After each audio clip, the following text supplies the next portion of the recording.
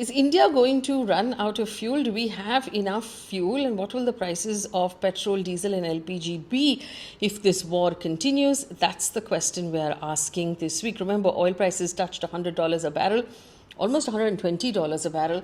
Global markets are falling, governments are scrambling.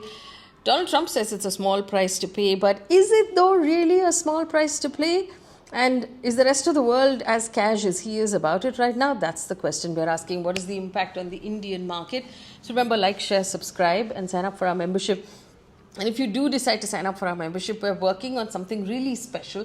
That will be members only content. It's going to come very soon because we're currently preparing to make sure that we can do a good job before we start putting it out.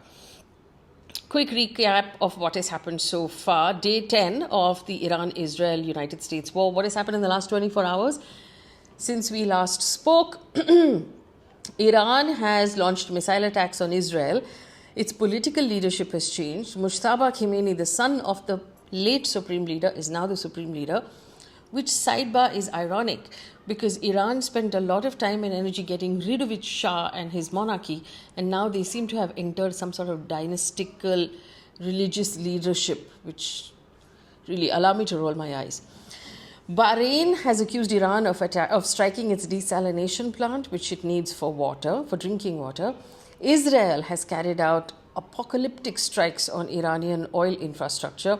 Saudi Arabia has warned that Iran will be a big loser if it continues to strike Arab states, and this is after Iran struck Saudi Arabia's oil field. And all of this oil and striking of their oil facilities has had a reaction in the oil market.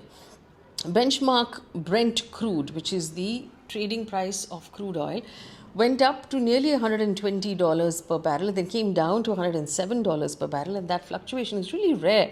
The last time it did this in a single day was 1988. Why is this happening? Traders are worried that this war will severely disrupt global oil supply, and they're not wrong, because you'll remember we talked about the Strait of Hormuz, which is choking at this point. 1/5 of the world's oil supply goes through that strait, and effectively it's halted completely. Tankers carrying oil are stuck there. They're unable to move through the region. At the same time, major oil producers, UAE, Kuwait, have cut production as tankers are struggling to move cargo. So the problem is not just oil production, it's that the oil cannot move. Iran has also been blamed for attacking those energy facilities as well. So all of that is causing chaos. In the meantime, Donald Trump has said short-term oil prices is a small price to pay, and only fools would think differently. I feel like his long-term friends, who are not his long-term friends anymore, like the UK, like Europe and the other allies that he's used to having, might not share his sort of cash point of view. The stock markets are falling drastically. Japan's Nikkei dropped 7%. South Korea's market has fallen 8%. China has slipped as well, because obviously the fear is that higher oil prices will increase inflation. Inflation will reduce consumer spending. Reduced consumer spending will hurt the markets. What happened to the Indian markets? My God. The Indian markets has lost 16 lakh crore rupees in market cap since this war broke out. The Sensex and the Nifty are down about 3% each. It's carnage, really. But the question that we're asking now is that, does India have enough crude oil in storage? Because remember, India imports almost all of its crude oil. It refines. We have great capacity for refining in our neighborhood. So we refine the oil into petrol, diesel, LPG and other petchem products, whether that's Jamnagar in Gujarat. We have refineries in Maharashtra. We refine here, and then we also sell to our neighbors as well. So we export the finished products to our neighborhood, but we import crude oil. Now, when this initially happened, the Indian government said there was this report that we have 25 days of oil reserves. The government has said that number is misleading, because we have 250 million barrels of crude oil, and that will support demand for 7 to 8 weeks. It's stored in Mangalore, Pudur, Visakhapatnam, underground facilities, overground tanks, pipelines. We've got oil, is what the government has said. We also buy oil from 40 different countries, so we're not only dependent on, we're not only dependent on the Gulf and on West Asia.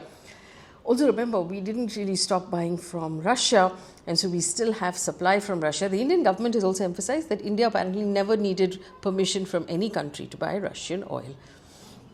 So while we heard all of this, we've also discovered that last week the Indian government had issued under emergency powers of the Essential Commodities Act a diktat telling local refineries to make more LPG. So India imports 60% of its LPG. We don't have the capacity to make all the LPG that we need.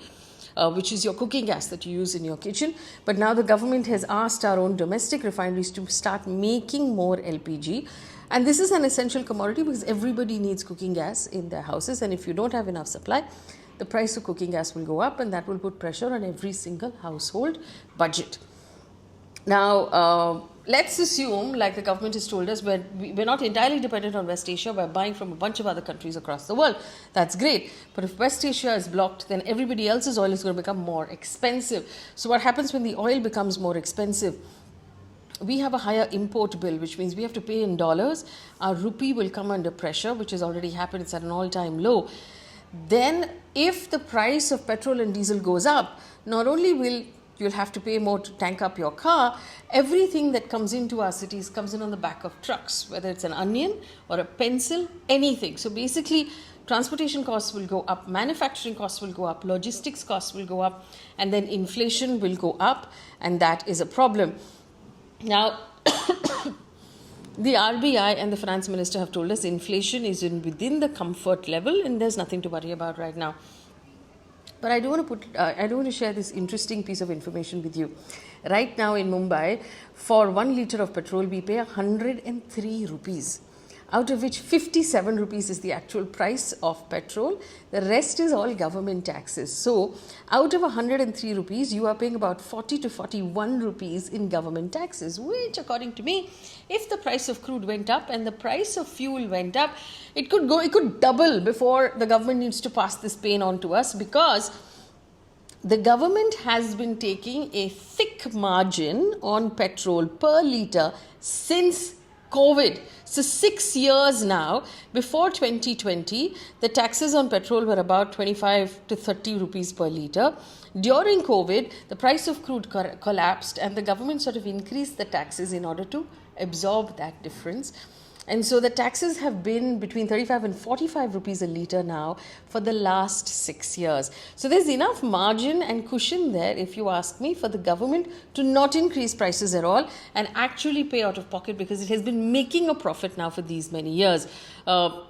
If petrol and diesel become more expensive, obviously airline tickets will be affected. Paints, tires, chemicals, industry will become more expensive. Transportation, logistics will become more expensive. And, we'll see pressure on inflation.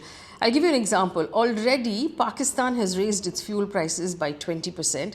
Bangladesh has ordered all universities to temporarily close in an attempt to cut electricity demand and consume and basically conserve more fuel. So there are energy shocks rippling across the economies in our neighborhood. It'll be interesting to see how the Indian government handles this challenge. One, do we have enough crude? Do we have enough LPG?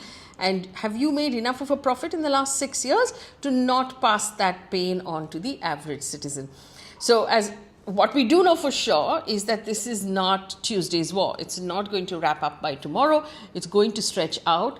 It's beyond a shadow of doubt at this point that Israel and the US miscalculated how much time this was going to take. It was not one of those sort of like moves that they do in the middle of the night and it's done by morning. The fact that Iran has picked a new supreme leader means they are digging their heels in, and that regime change that Donald Trump was looking forward to is not coming back right now, or it's not happening right now, which means that choking of the Strait of Hormuz is likely to continue for longer, which is going to result in higher crude prices. So, do we have enough crude? Do we have enough money for the crude? What impact is that going to have on our economy? And how will the Indian government handle that impact? Are they going to absorb the pain because they have passed on the pain now for so long? Let me know in the comment section how you think the Indian government should be handling this challenge.